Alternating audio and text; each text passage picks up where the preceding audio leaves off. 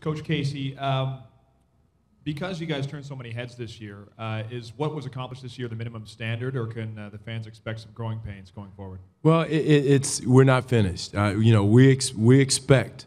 We want to get to the playoff. We expect to get to the playoffs minimum. That's our goal going into the season. Is it guaranteed? Again, nothing's guaranteed in this business, but that should be our first goal, is getting to the playoff. Now, we've got to get better as individuals. Myself as a coach, coaching staff, players, all have to get better this summer. We've got to look to see where we can get better, whether it's close game situations, defensively, offensively, just whatever it is. We've got to get better and bring something else back with this group next year to move on. But getting to the playoffs is our ultimate goal. And in the first couple of years, that didn't even mention the word playoffs, but we can talk about playoffs now, and we're at that level with our young group. But again, are they going to have stubbed their toes? Yes.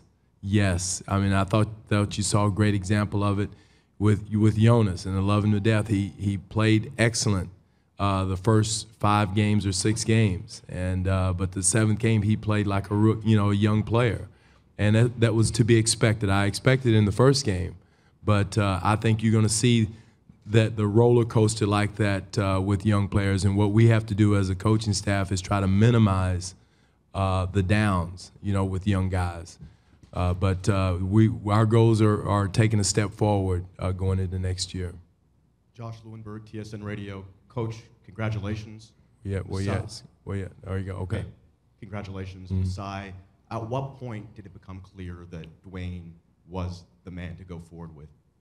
For me, it was almost at the beginning. When I first took the job. To be honest, for me, excellent person. I knew he'd be phenomenal to work with just because of Coach Casey puts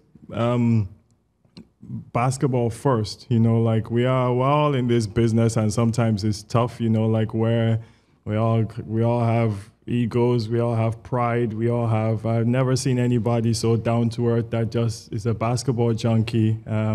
That's how I grew up loving the game, is just to go out there and work and be yourself. And Coach Casey is just emphasizes that, he shows that. And so also the willingness to be honest, to work with each other. We've had tough conversations, we've had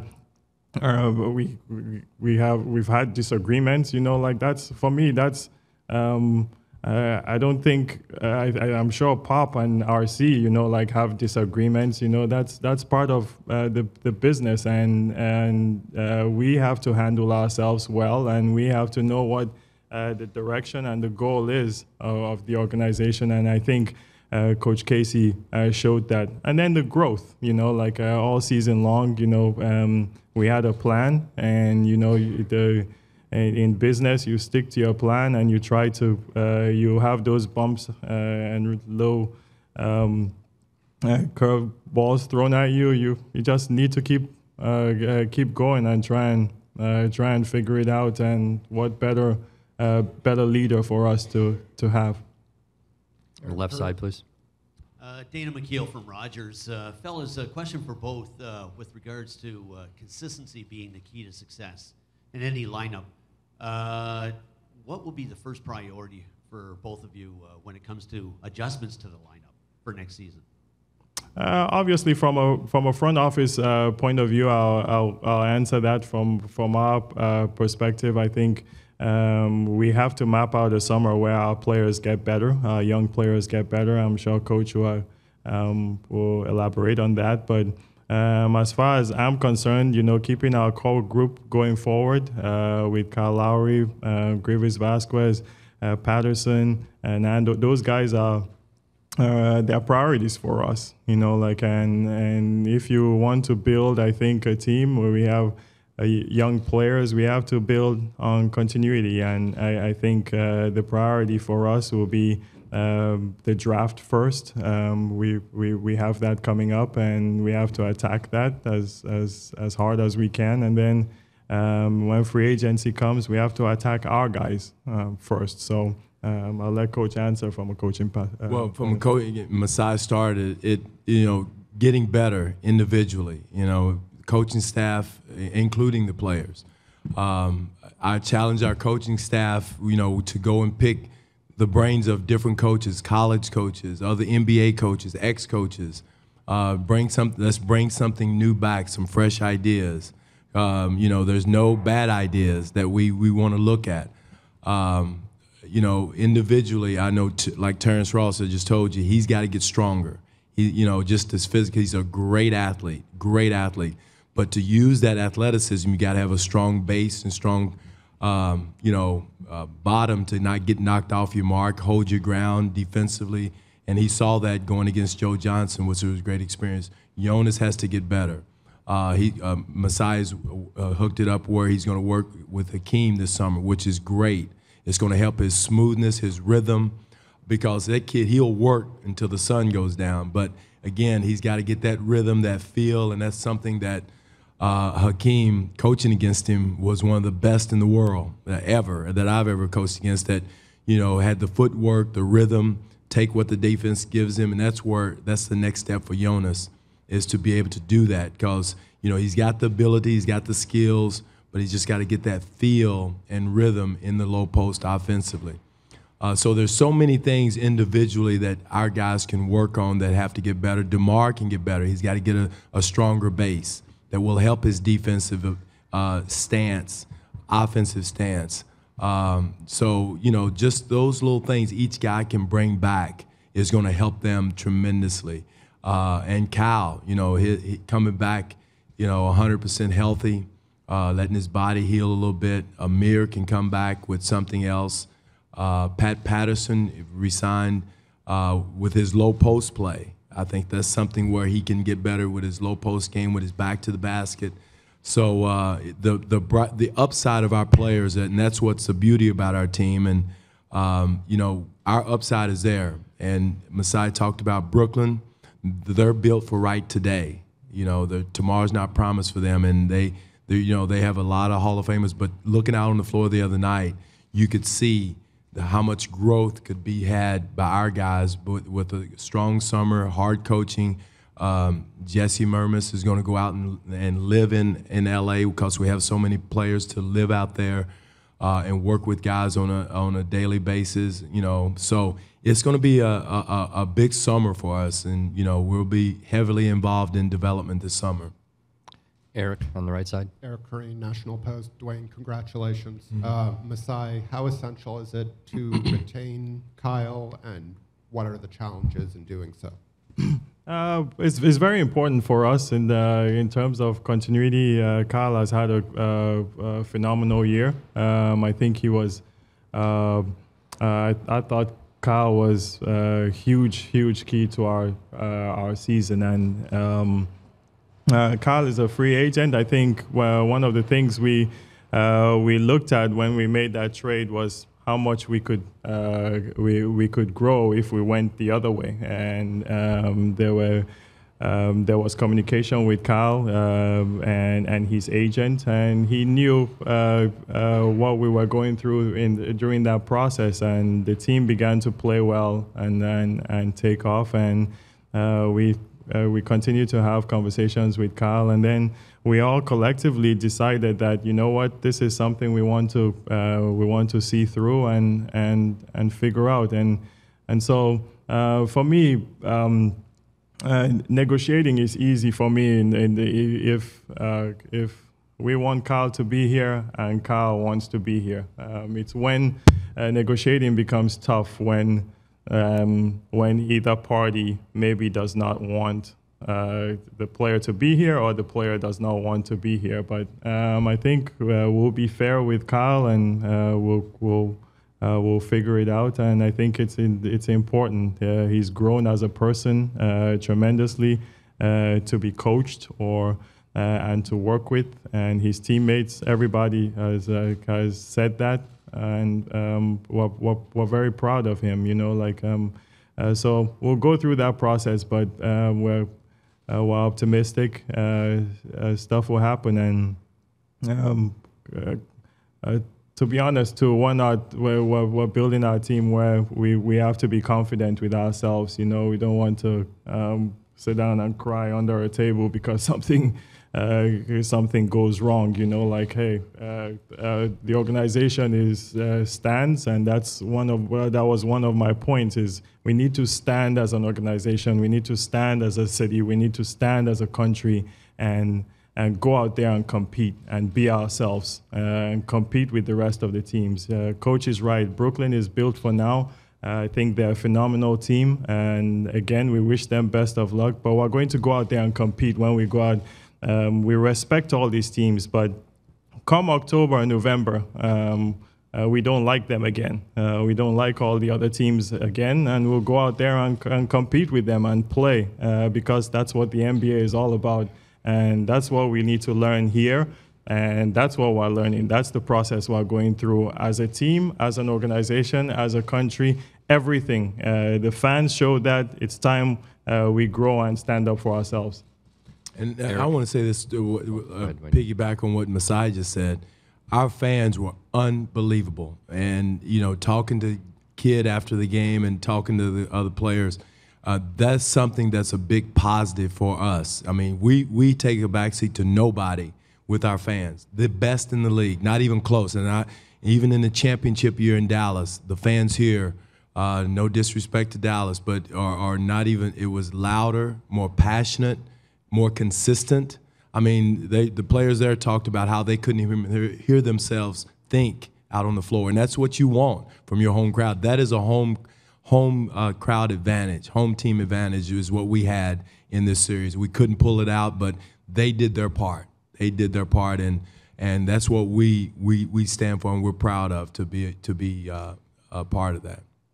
Eric, go ahead. Dwane, congratulations. Eric Smith from Sportsnet. Thank you. Dwane, can you talk about your relationship with Kyle, and how did it change from day one last year to where we stand right now, maybe both on and off the floor, how you two kind of have grown together? Well, the thing with Kyle is, you know, he came in a tough situation. You know, it's almost coming into a relationship where you already have a girlfriend and a new girl comes in because Jose was already here.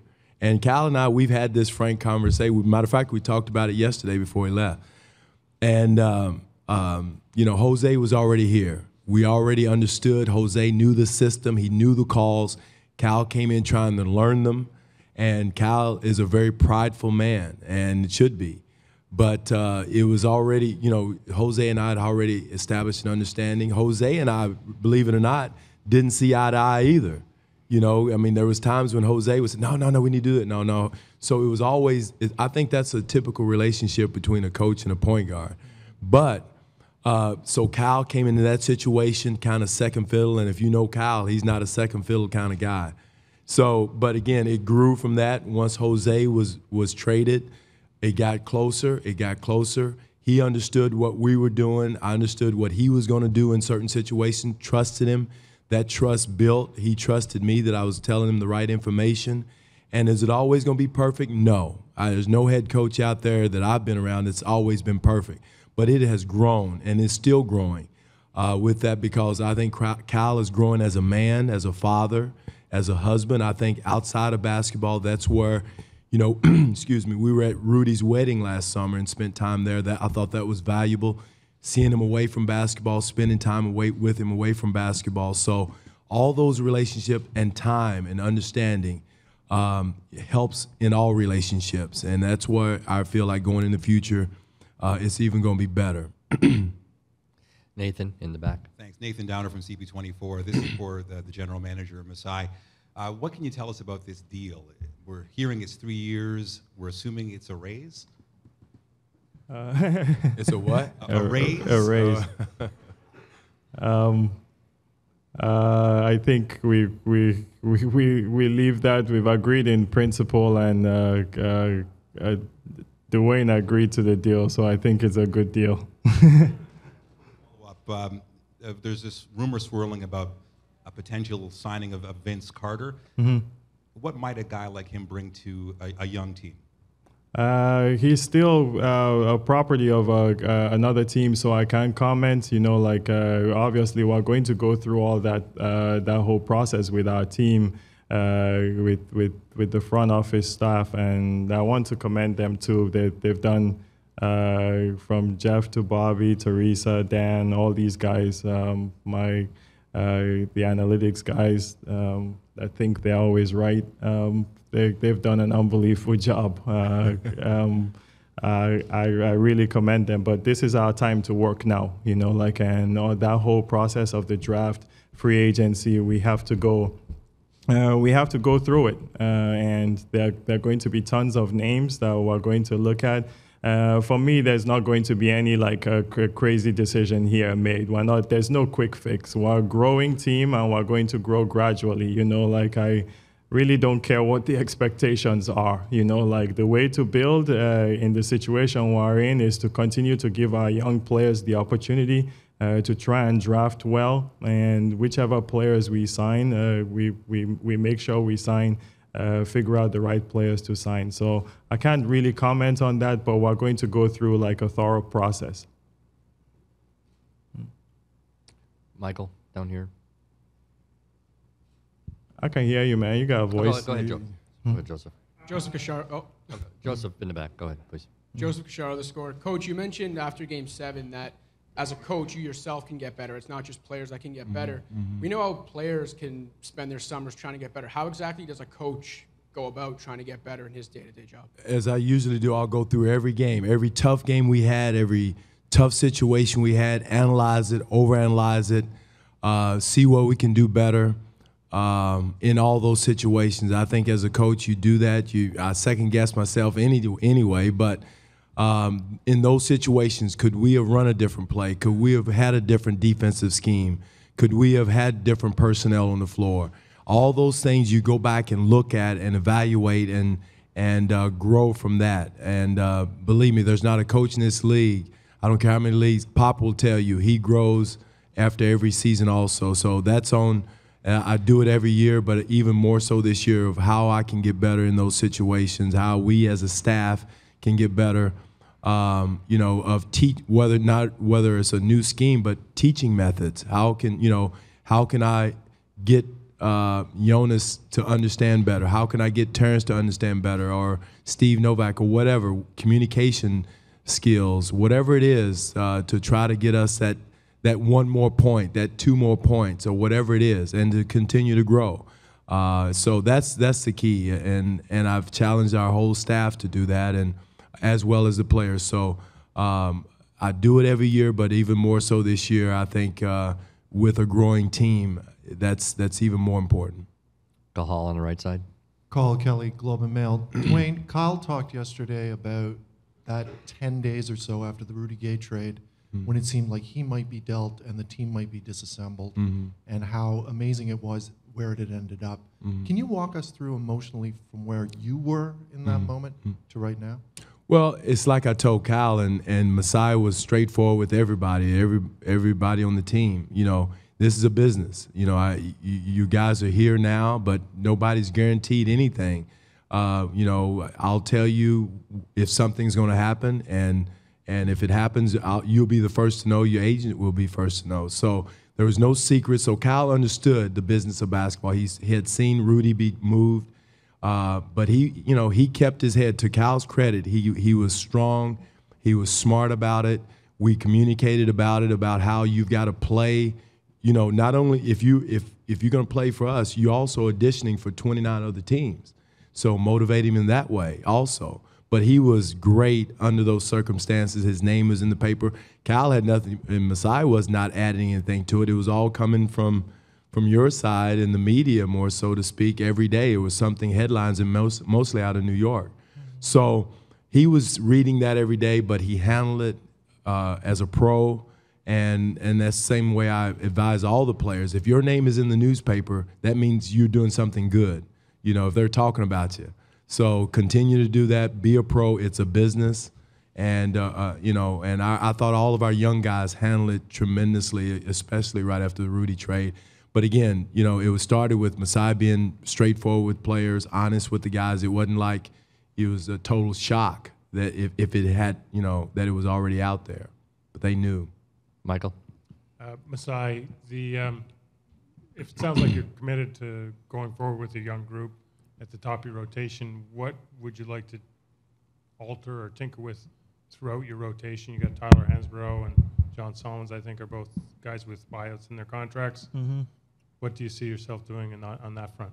Again, we're going to go through the process as a team, I think, and a staff, and with our coaching staff, find out, what we need to get better at. I think we have, we've painted a picture a little bit. Do we add a bigger wing? Do we have add a shot blocker? You do some things that we feel we could get better, but.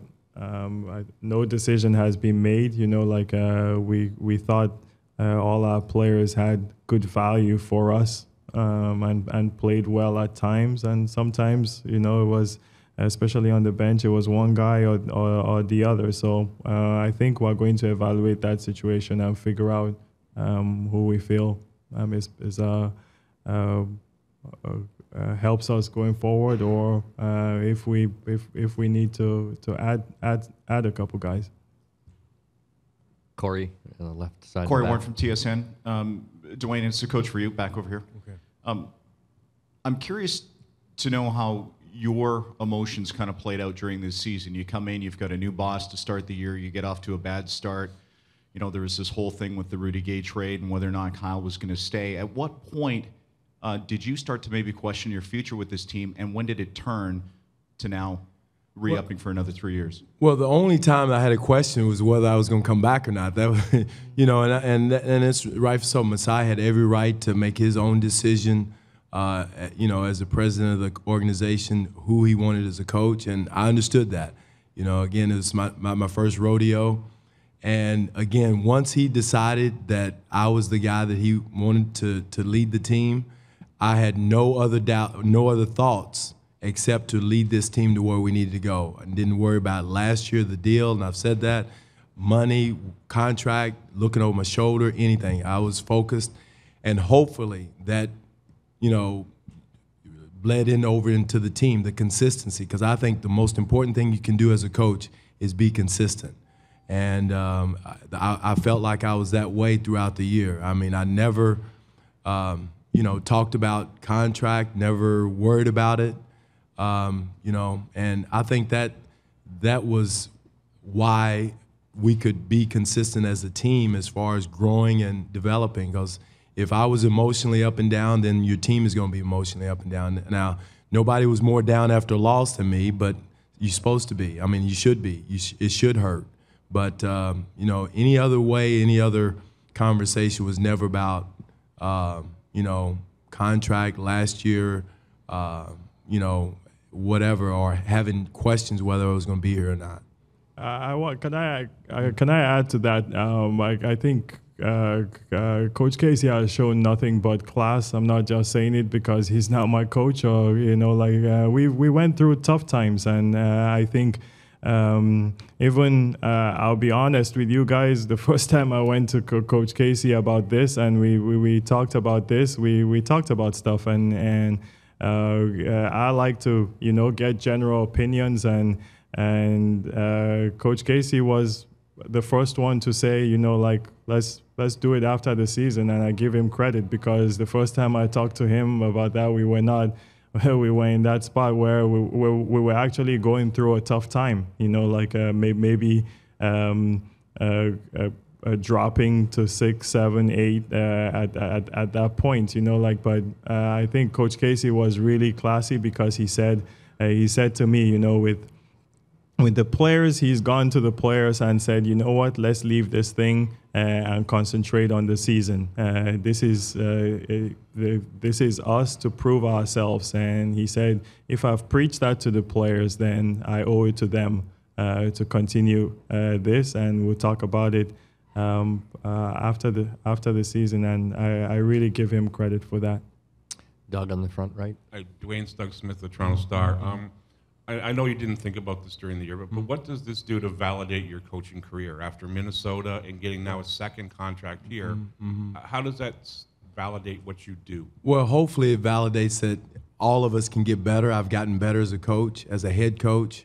I started coaching in 1979, and I think every year I've tried to get better, but, most of that was as an assistant. And being a head coach, like anything else, you get better as you go along.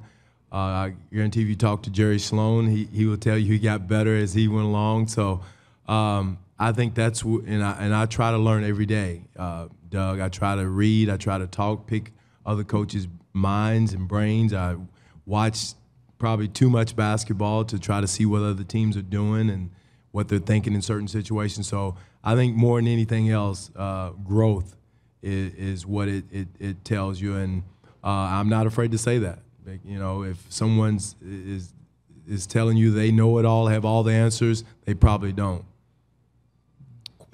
Question is for both of you guys. If you haven't heard it, Greivis gave us a bit of an emotional speech yesterday, saying it would be surprising, and 19 minutes of it actually. Oh wow! He said it would be heartbreaking if he wasn't back here next year. I guess, what does it mean to have players breaking that stigma that players don't want to be here in Toronto by coming out and making that sort of a statement? I don't know. Well, and Masai has known Greivis a long, long time. He's known him ever since he was a young kid, so he knows how emotional, and which is great. And I would use the word passionate for Greivis. Unbelievable. He has stones. He's confident. He's a kid that you're not afraid to put in any situation because of his confidence. He's probably, truth be told, probably the most confident player on our team, one of the most confident in any situation. He feels like he could score on LeBron James, Kobe Bryant, and Michael Jordan in his prime, which is great, and you need that, and I love him, and that's the culture you want to develop, is having guys like that who want to be here, who want to be a part of the community, who want to be a part of the winning organization. And, if you tell him, Greivis, run through that window right there, he's going to do it. Now, he may look at you a little bit, but he will do it. And that's what you want to build around, is a guy like that.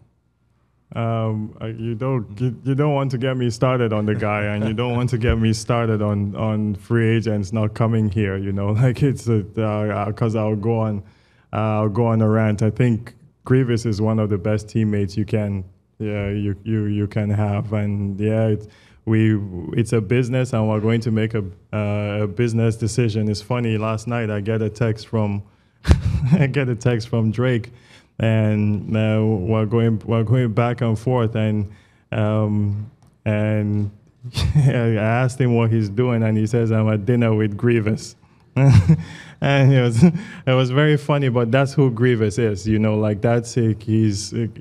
I think Greivis is closest on our team to Tyler Hansborough, it's crazy that everybody loves the guy, and he's very close with Kyle, you can tell it's as competitive as he is, he figures out a way, to be competitive with his team. So we hope to get something done.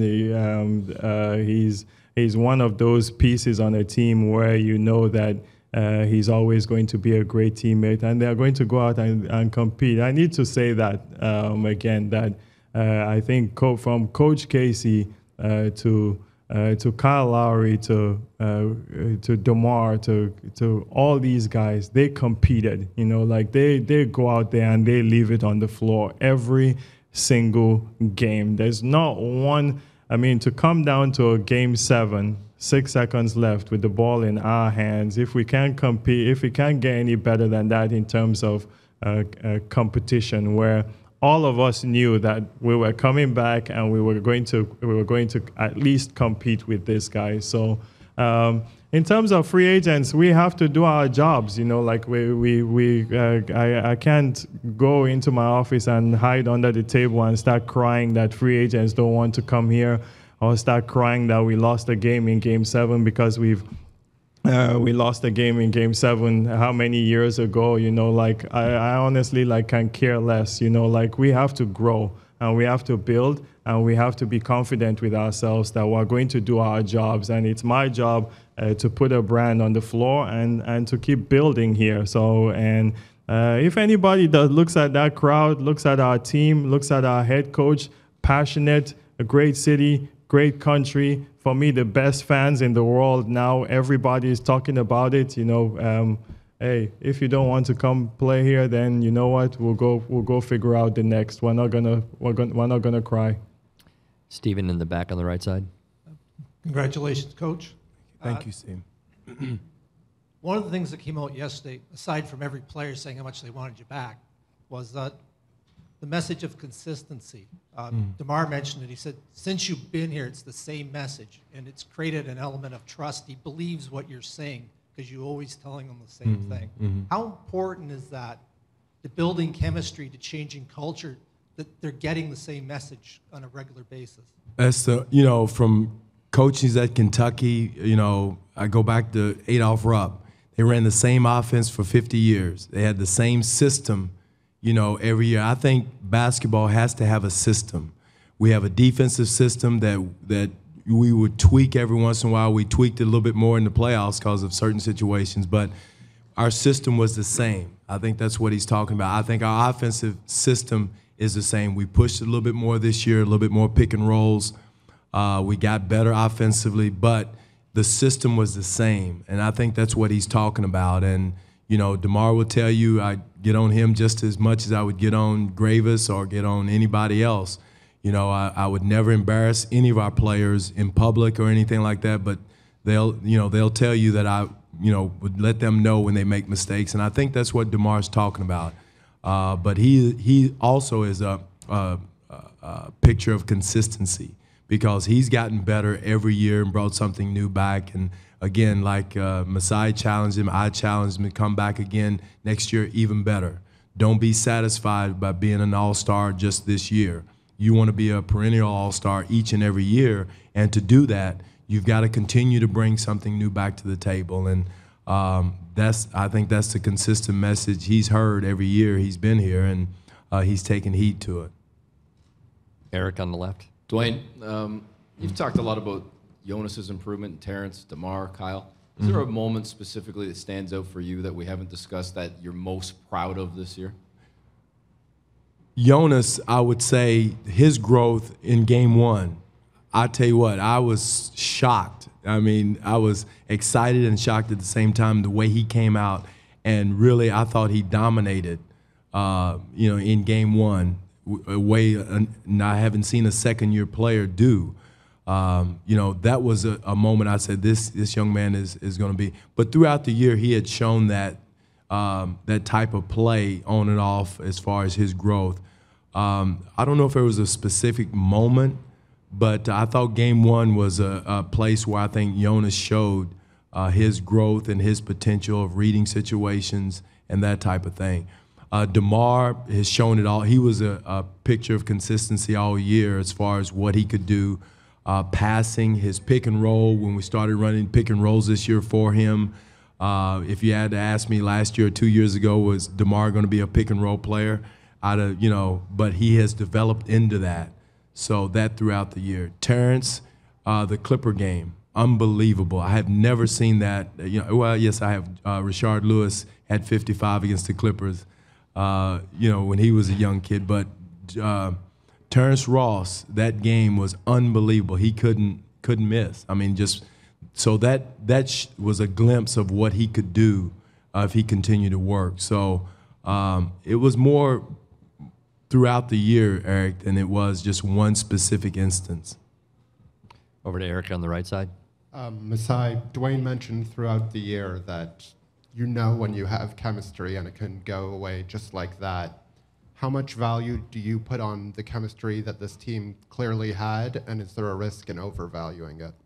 There's none. I don't think there's any risk. I think we're going to go through tough patches. I'll announce it here. We're going to go through hard times, expect them, we're going to bump heads. We're going to, our job is to figure it out and move forward. So the players, I think, understand that, and that's why you want to always get guys that put basketball first and compete.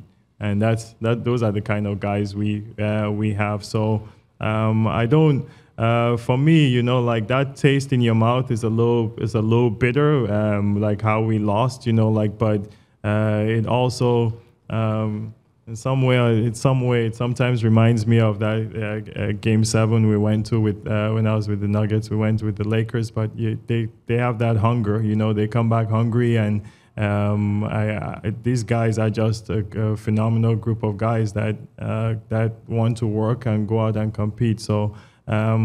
Hey, when that time comes, we'll deal with it. But I think it's for me the overall culture is what you want to create, and then you can take care of little things that happen here and there.